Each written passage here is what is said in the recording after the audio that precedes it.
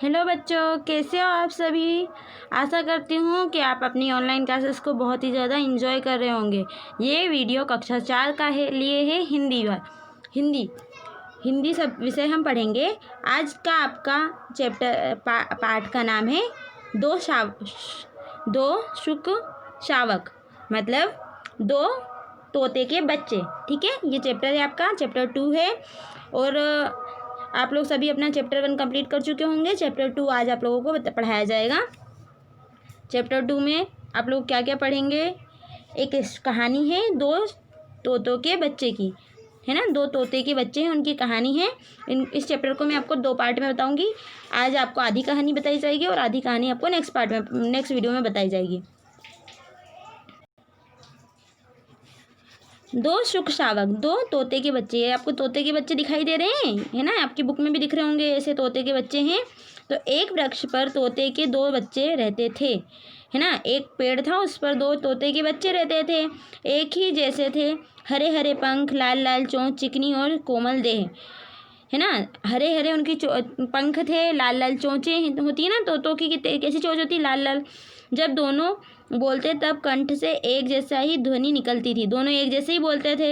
एक का नाम था सुपंखी और दूसरे का नाम था सुपाठी। एक का नाम सुपंखी था और दूसरे का सुपाठी, है ना। सुपंखी और सुपाठी एक ही माँ की ओर से उत्पन्न हुए थे। दोनों के रूप, रंग, बोली और व्यवहार में कोई अंतर ना था। दोनों साथ साथ सोते, जागते, साथ साथ दाना चुगते, पानी पीते, दिन भर फुदकते रहते और रात को सुख स्वप्नों में बीत जाती। क्योंकि वो दोनों साथ साथ उठते थे, साथ साथ रहते थे, पूरा काम सब काम साथ में करते थे और रात को साथ में सोते थे। दिन खेलने कूदने चहकने में, और दिन जो रहता है वो रात को, है ना, सपने देखते थे सो करके, और दिन खेलते और कूदते रहते थे। बड़े सुख से दोनों का जीवन बीत रहा था। दोनों बहुत ही खुशी से अपना जीवन जी रहे थे। पर सुख के जीवन आगे सुख बीत पाता तब ना। अब सुख से जो जीवन जी रहे थे वो अच्छे से नहीं चला उनका जीवन, है ना। ऐसा होता है।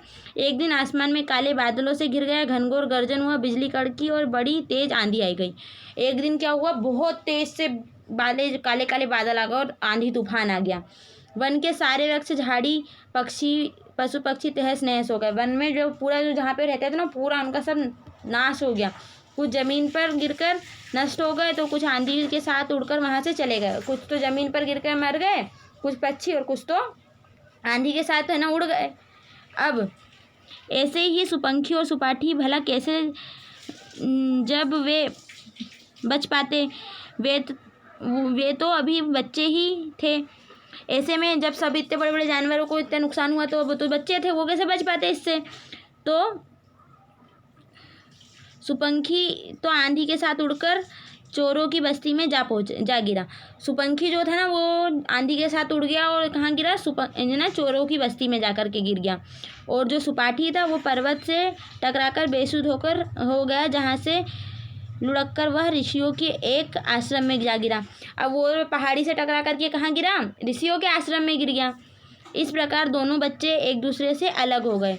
अब दोनों जो भाई थे, है ना, सुपंखी और सुपाठी, कहाँ हो गए, बिछड़ गए, एक दूसरे से अलग हो गए। समय आगे बढ़ता गया। सुपंखी विचारों की बस्ती में पलता बढ़ता रहा, सुपाठी ऋषियों के आश्रम में। सुपंखी जो था ना वो चोरों के साथ पलता रहा और सुपाठी जो था वो ऋषियों के साथ। अब धीरे धीरे कई वर्ष बीत गए, बहुत साल निकल गए ऐसे ही, है ना। एक दिन उसी राज्य के राजा अश्व पर सवार होकर आखेट के लिए निकले, है ना। एक दिन जहाँ पर वो सुपंखी और सुपाठी थे ना, वहीं पर वो जा करके, वहीं पर एक वहाँ के राजा जो थे वो आखेट, यानी शिकार करने के लिए आए। ठीक है, तो आखेट के लिए जब वेनेले ने आखेट के लिए निकला तो वेनेले के पशुओं के पीछे भागता भागता जब वो थक गया तो किनारे विश्राम करने लगा, सरोवर के किनारे। जब वो, है ना, शिकार करते करते थक गया और, है ना, पशुओं के पीछे भागते भागते थक गया बहुत, तो सरोवर मतलब तालाब के किनारे उसने क्या किया, आराम कर लिया। सभी सैनिक पीछे छूट गए थे, सभी सैनिक जो थे उनके साथ वाले सब पीछे छूट गए। ये सरोवर चोरों की बस्ती के पास था। ये जो सरोवर था ये चोरों की बस्ती के बहुत पास था। उसी समय सरोवर आसपास कोई ना था। उस समय सरोवर के पास में, यानी तालाब के पास में कोई नहीं था। बस घने वृक्ष थे, बस घने घने बहुत सारे बड़े बड़े पेड़ थे जो उसकी झोंके से धीरे धीरे झूम रहे थे, जो कि हिल रहे थे। राजा थका तो था, लेकिन उसे नींद आने लगी। राजा थका हुआ था, इसलिए उसे हवा में नींद आने लग गई। वह अभी अंध निद्रा में ही था कि किसी ने कर्कश वाणी से उसकी नींद टूट गई।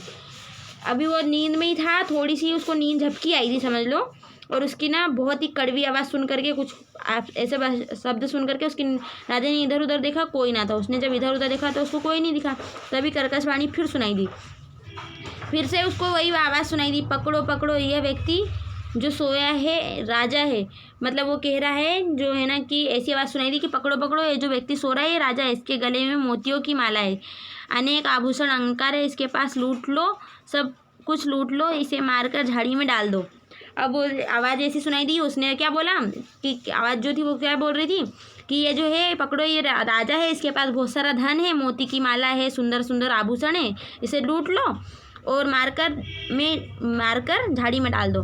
ये हमारी स्टोरी जो है ये आधी हो गई है।